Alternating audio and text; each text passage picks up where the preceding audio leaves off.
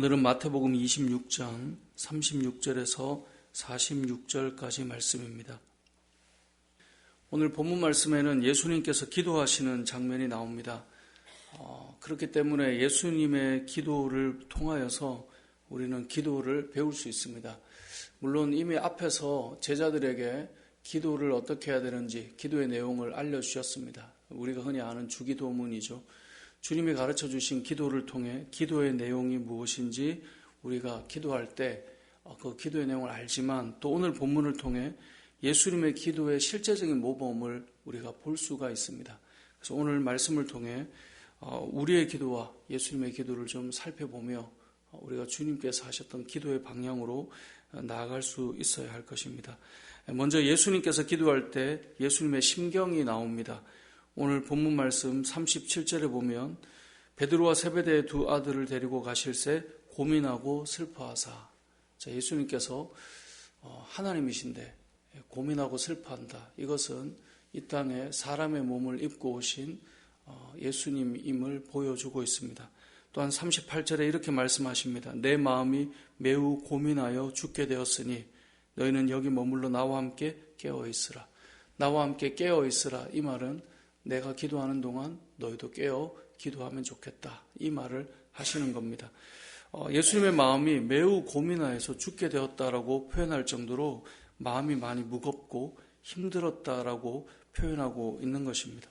왜 예수님은 그토록 힘겨운 마음이셨는가? 우리는 이미 그 이후의 사건을 알고 있기 때문에 알 수 있습니다. 예수님께서 십자가를 지셔야 되는 것인데 이 십자가라고 하는 것은 온 세상의 죄를 지셔야 하는 그 십자가였기 때문에 그냥 솜털처럼 가볍고 그냥 누구나 질 수 있는 그런 문제가 아니었기 때문일 것입니다. 세상의 모든 죄의 짐을 져야 하는 무거움이기 때문에 이것은 우리는 성경을 읽을 때 죄에 대한 무게, 죄에 대한 해석, 죄에 대한 설명 이런 거 설명을 듣고 해석을 하고 깨달아가는 것을 좋아하고 또 뭔가 내가 성경의 지식이 쌓여가는 것 같아서 기뻐하지만 예수님이 져야 될 이 십자가 죄의 무게는 머리로 지식으로 뭔가 설명하는 이야기가 아닙니다. 실제적으로 죄의 무게를 감당해야 됐기 때문에 실제로 치러야 될 그 죄의 모든 것을 지는 그 고통과 수치와 모욕을 몸으로 다 갚아내야 되는 것이기 때문에 결코 쉬운 것이 아님을 오늘 예수님의 마음을 통해 알 수 있게 되는 것입니다. 우리는 죄라고 하는 것에 대해서 이 성경을 창세기부터 이 아담과 하와의 죄부터 시작해서 머리로 풀어가는 이야기들을 참 많이 합니다. 하지만 죄는 우리의 머리로 풀어가는 어떤 놀라운 지식과 해석의 문제가 아니라 실제 우리의 인생 가운데 역사하는 죄의 영향력과 무게가 있다고 하는 것을 예수님께서 기도하는 그 무거움을 통해 사실 깨달을 수 있는 것입니다. 우리 안에 일어나는 고통의 문제와 우리 안에 서려 있는 이 눈물과 슬픔과 그 아픔들은 죄라고 하는 영향력을 통해 실제로 우리의 삶 속에 들어와 있는 고통의 문제라는 것을 우리가 기억해야 된다라는 것입니다. 그래서 머리로 아는 어떤 십자가의 이야기가 아니라 예수님의 실제 이 모든 것들을 짊어져야 하셨다는 것입니다. 그래서 예수님의 마음이 죽을 정도로 정말 우리가 흔히 그런 말 하잖아요. 내가 이것 때문에 죽겠다. 이렇게 말할 정도로 고민하여 죽게 되었다라고 표현하고 있는 것입니다. 그래서 예수님이 선택하는 것이 무엇입니까? 기도하러 가는 겁니다. 우리의 마음에 고민이 있고 아픔이 있고 힘겨움이 있을 때 성도들은 다 기도하러 가는 사람들이었습니다. 기도하지 않고 그 고민들을 앉아서 해석하는 것은 성도의 삶이 아니죠. 예수님의 모습을 본다면 우리 역시 고통의 문제가 있을 때 기도하는 자리로 올라가는 것이겠죠. 자, 그렇게 올라가서 예수님께서 하셨던 기도의 내용을 보면 39절에 이렇게 말씀합니다. 내 아버지여, 만일 할만하시거든 이 잔을 내게서 지나가게 하옵소서. 그러나 나의 원대로 마시옵고 아버지의 원대로 하옵소서. 예수님의 기도를 보니까 예수님의 소원하는 마음이 있습니다. 그런데 기도하면서 나의 원대로 마시고 아버지의 원대로 하옵소서. 이것이 예수님의 기도의 내용이고 예수님의 기도의 씨름입니다. 예수님의 소원은 무엇입니까? 만일 할 수 있다면 이 잔을 내게서 지나가게 해 주십시오. 할 수 있다면 온 세상을 구원하고 온 인류를 살리는데 십자가가 아닌 다른 길만 있다면 제가 이 짐을 지지 않고 지나가도록 해 주십시오. 이것이 예수님의 마음입니다. 그런데 예수님께서 기도하시면서 본인의 소원이 아니라 아버지의 뜻대로 되게 해 주십시오 라고 기도하고 있습니다. 그러니까 예수님의 기도를 보면 나의 소원을 이루어 주십시오 라고 하는 것 때문에 씨름하는 것이 아니라 나의 원함과 아버지의 원함이 다름을 알고 아버지의 뜻이 이루어지기를 원하는 그 씨름하는 기도로 연결되어 있다는 것을 알 수가 있습니다. 자, 그렇게 기도하고 제자들에게 가서 보니 제자들은 자고 있죠. 그리고 제자들에게 너희가 나와 함께 한 시간도 이렇게 기도할 수 없느냐? 시험에 들지 않게 깨어서 기도하라 라고 말씀하신 다음에 다시 기도하러 가십니다. 그래서 42절에 보면 두 번째 나아가서 기도하시는데요. 그 기도의 내용을 보니 이렇습니다. 내 아버지여, 만일 내가 마시지 않고는 이 잔이 내게서 지나갈 수 없다면 아버지의 원대로 되기를 원합니다. 처음 기도보다 조금 더 나의 소원보다는 하나님의 소원대로 가겠습니다라고 하는 방향으로 가고 있는 것을 보게 됩니다. 뿐만 아니라 제자들에게 다시 와 본 다음에 다시 기도를 합니다. 44절에 보면 세 번째 기도하러 가시는데 같은 말씀으로 기도했다라는 겁니다. 같은 말씀으로 기도했다는 것은 무엇입니까? 나의 원함이 있지만 아버지의 뜻대로 이루어지기를 원합니다. 자, 오늘 본문을 통해 알 수 있는 첫 번째 메시지는 예수님의 기도는 예수님의 원함을 이루기 위해서 세 번씩 씨름하며 기도한 것이 아니라 하나님의 뜻에 자신이 가야 될 길을 맞추기 위해서 기도하고 있다라는 것입니다. 여기서 기도가 무엇인지를 우리가 배우게 됩니다. 기도는 나의 소원을 이루기 위해서 금식을 하고 씨름을 하며 구하며 외치며 아뢰는 것이 아닙니다. 90년대에 되게 유명했던 책 중에 하나가 하나님의 보좌를 움직이는 기도라는 책이 있습니다. 참 많은 성도들이 보았고 저도 그 책을 보면 참 많이 도전을 받았는데 그 책의 저자였던 분께서 하루에 7시간씩 기도하면서 그가 기도를 통해 많은 것들을 경험합니다. 그런데 저는 그 책 제목이 참 많이 도전이 되기도 했지만 하나님의 보좌를 움직이는 기도라고 한다면 결국은 우리는 예배당에 앉아서 하나님을 움직일 수 있는 하나님을 쥐락펴락하는 나의 어떤 소원을 가지고 때로는 금식을 하고 때로는 시간을 쏟아서 하나님을 움직여보는 그러한 그림처럼 기도의 모습을 그려놓은 것인데 실제로 예수님의 기도의 모습을 보면 예배당에 앉아서 씨름하는 예수님의 기도는 나의 소원이 있지만 하나님의 원하시는 그 뜻을 위해서 나를 죽이기 위한 기도로 나아가고 있음을 보게 됩니다. 우리는 왜 기도하는 자리로 나아가는가? 결국은 내가 원하는 것이 아니라 아버지의 원하시는 것을 이루기 위해서 한 번이고 두 번이고 세 번이고 나의 소원이 죽고 주님의 뜻을 이룰 수 있는 내 마음이 되기까지 기도하는 것, 그것이 기도의 참 모습이라는 것을 오늘 본문을 통해서 우리가 알게 된다라는 것입니다. 오늘 본문을 통해 알 수 있는 두 번째 메시지는 이렇게 기도하는 예수님의 모습과 달리 제자들의 모습을 볼 수 있습니다. 자, 제자들은 어떻습니까? 예수님은 고민이 되어 그 죽을 심경으로 기도하고 있는데 제자들은 지금 자고 있는 것이죠. 제자들이 자고 있을 때 예수님께서 하셨던 말씀 40절에 너희가 나와 함께 한 시간도 이렇게 깨어 있을 수 없더냐. 그래서 한 시간은 시간의 원 아워는 아니겠지만 예전에 제가 청년 때 한 목사님께서 그렇게 말씀을 전하시더라고요.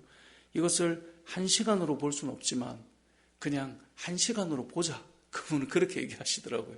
그러면서 우리에게 어떻게 한 시간도 너는 기도할 수 없냐 이렇게 적용을 하면서 기도를 하자 이렇게 말씀을 하셨던 기억이 납니다. 그게 저한테는 되게 많이 청년 시절에 각인이 돼서 그래 하루에 한 시간은 기도해야지 이랬던 시간들이 있었는데요. 오늘 본문에 예수님께서 제자들에게 하셨던 말씀은 실제적인 한 시간은 아니지만 어찌 보면 우리가 말씀을 대할 때 그래 내가 하루에 주님 앞에 기도하는 시간이 한 시간도 되지 않는다면 정말 내 마음을 꺾고 내 감정을 꺾고 주님 앞에 기도하며 나갈 수 있을까? 그것이 되지 않을 것이라는 생각을 해보게 됩니다. 여러분들은 어떻습니까? 주님 앞에 기도할 때 어쩌면 1시간은 깨어 기도해야 되지 않을까? 왜냐하면 그 뒤에 보면 41절에 시험에 들지 않게 깨어 기도하라. 마음에는 원이로되 육신이 약하도다. 이거 우리가 참 많이 인용하는 말입니다. 목사님, 마음은 원인데 육신이 약합니다. 이 말을 참 많이 하면서 우리가 이 자고 있는 제자들처럼 우리도 그럴 수밖에 없습니다. 이런 표현을 할 때가 있는데 사실 주님이 하려는 말은 마음은 원이로되 육신이 약하니까 이래도 된다라는 말이 아니라 그 앞에 있는 시험에 들지 않게 깨어서 기도하라는 거예요. 그러니까 우리가 왜 기도하느냐? 시험을 이기기 위해서 기도하는 것입니다. 시험에 들지 않기 위해서 기도하는 것입니다. 기도는 시험을 이기는 능력을 주기 때문에 그렇습니다. 기도하지 않고 어떤 하나님의 뜻대로 살아갈 수 있다. 그것은 말씀을 우리가 읽을 때 주님의 뜻을 깨닫거든요. 근데 그 주님의 뜻대로 살아가는 것을 자신의 의지로만 어떤 연결을 해보려는 사람들이 있는데 그렇지 않습니다. 기도를 통해 시험을 이기는 능력을 우리가 받게 되는 것입니다. 새벽마다 우리가 주님 앞에 나와 기도할 때마다 우리는 하나님의 그 능력이 부어지는 것입니다. 그래서 우리는 기도의 자리를 찾고 또 새벽이 아니라면 아침이 아니라면 시간 틈을 내어서 왜 기도하는가? 그 기도를 통해 주님의 뜻을 알고 그 뜻을 따라 시험을 이기며 살아갈 능력을 부여받기 때문에 그렇습니다. 오늘 두 번째 기억해야 될 메시지는 시험에 들지 않게 깨어 기도해야 된다는 겁니다. 우리가 기도할 때 시험을 이기는 능력이 부어진다는 것입니다. 자, 이렇게 주님 말씀하신 다음에 기도하고 오신 다음에 제자들을 보니 그 말씀을 들었던 제자들이 그래 내가 1시간은 깨어 기도해야지 라고 기도해야 되는데 와보니 43절에 보니까 다시 오사 보신즉 그들 여전히 자고 있어요. 그리고 그들의 눈을 보니까 어떻게 표현하고 있습니까? 그들의 눈이 피곤함일러라. 엄청 피곤해 보이는 거예요. 그렇게 앉아있는 제자들을 볼 때 사실 어떤 마음이겠습니까? 아버지의 마음으로 때로는 안쓰럽기도 하실 것이고 또 함께 기도해야 되는데 여러 마음들이 있지 않겠습니까? 그런데 제자들에게 이제는 이렇게 말합니다. 45절에 보니까 이제는 자고 쉬라. 보라 때가 가까웠으니 인자가 죄인의 손에 팔리느니라. 이 말은 무엇입니까? 이제는 자고 쉬라. 이 말은 이제는 기도할 시간은 지났다 이 말이에요. 다시 말해 이제는 팔려가셔서 십자가를 지셔야 되는 시간이 온 거예요. 기도를 하려고 해도 할 수 있는 상황이 아닌 거예요. 그러니까 이 말은 기도도 할 수 있는 때가 있는 것입니다. 기도도 할 수 있는 시간이 있는 것입니다.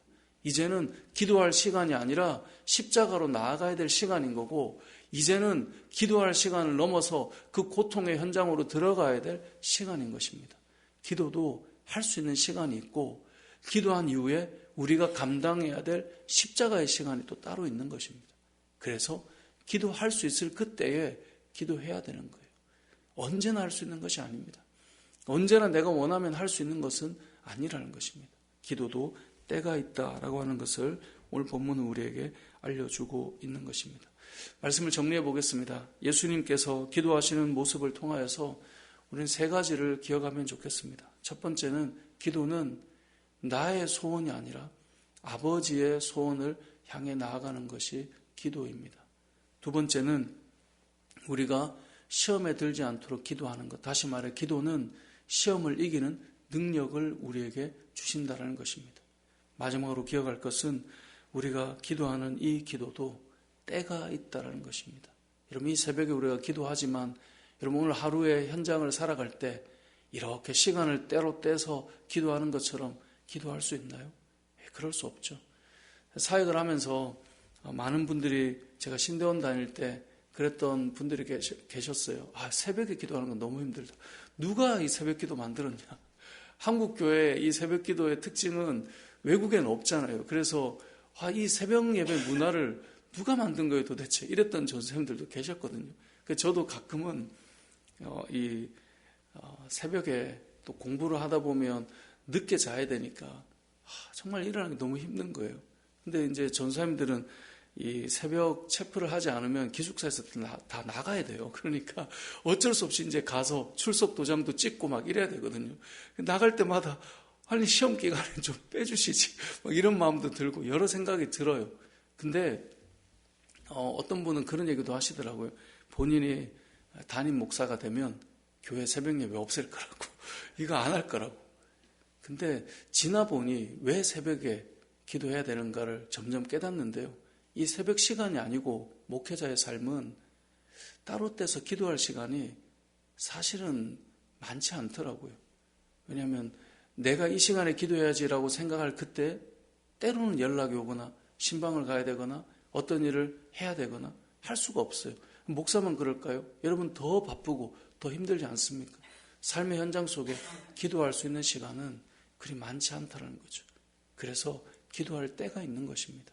하루 중에도 그래서 기도할 시간을 정하는 것은 너무나 중요하다는 것을 기억하시고 예수님이 그러셨던 것처럼 오늘 하루도 우리의 원함이 있지만 주님의 뜻, 아버지의 뜻을 향해 기도하며 씨름해 가는 저와 여러분의 오늘 이 새벽의 기도의 시간 그리고 오늘 하루의 삶이 되시길 주님의 이름으로 축복합니다.